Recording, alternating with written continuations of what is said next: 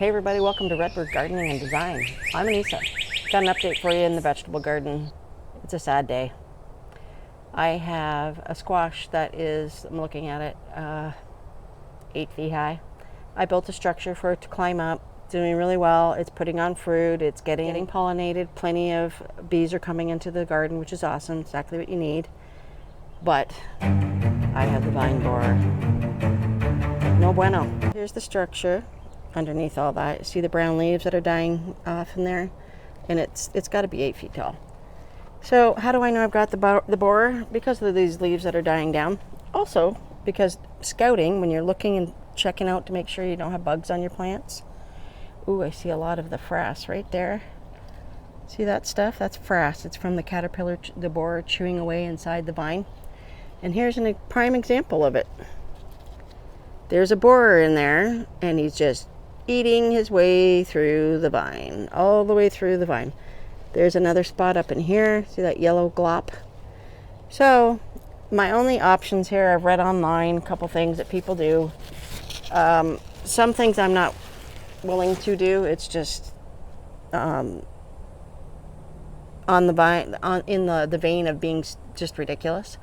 Some people are getting BT, is a chemical that's more natural than not. And they're actually taking a syringe and shooting a syringe full of BT into the vine. I'm not going to do that. I'm not going to do that. That's just ridiculous. Like, see, there's more right here. So I think what I'll do is I'm going to hack it from mostly the top up.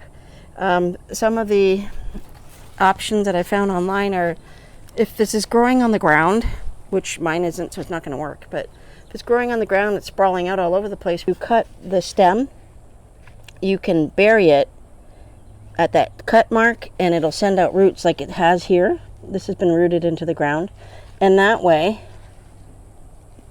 from that cut spot going forward, you know you don't have a borer. So how does this all happen? There's a moth that comes into the flower bed, into the garden. I'll show you a picture. It lays eggs.